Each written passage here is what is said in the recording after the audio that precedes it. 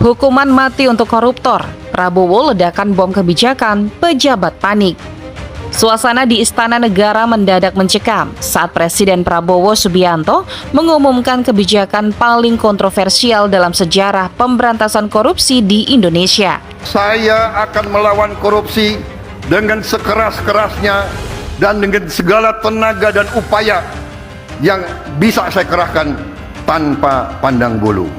Dengan suara baritonnya yang tegas, ia menyatakan bahwa mulai hari ini, siapapun yang terbukti mencuri uang negara, bahkan hanya Rp1, akan menghadapi hukuman mati. Pernyataan tersebut langsung meledak seperti dinamit di tengah ruang konferensi yang dipenuhi pejabat dan jurnalis. Banyak yang awalnya mengira ini hanyalah retorika kampanye yang tak akan pernah terwujud. Namun dalam hitungan menit, kebijakan ini resmi dituangkan dalam peraturan pemerintah pengganti Undang-Undang Perpu, memberikan kewenangan luar biasa bagi Kejaksaan Agung dan Komisi Pemberantasan Korupsi KPK untuk menindak para pelaku tanpa ampun. Reaksi pun beragam.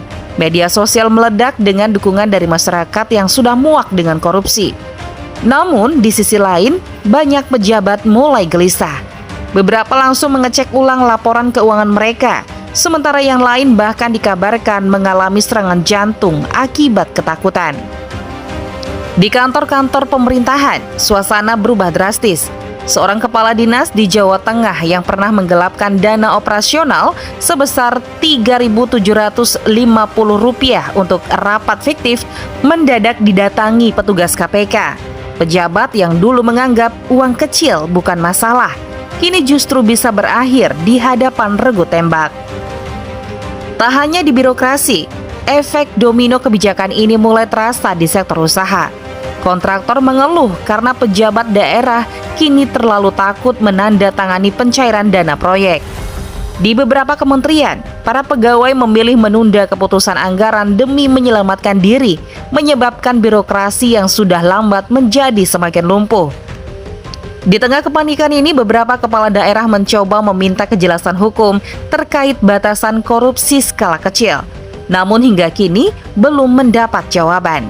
Sementara itu KPK mulai kewalahan menangani ribuan laporan yang masuk, sebagian besar justru berasal dari para pejabat yang ingin menyelamatkan diri dengan menyerahkan kolega mereka sendiri. Indonesia kini memasuki babak baru dalam perang melawan korupsi. Namun, dengan kepanikan yang melumpuhkan pemerintahan dan ketakutan yang meluas di kalangan birokrat.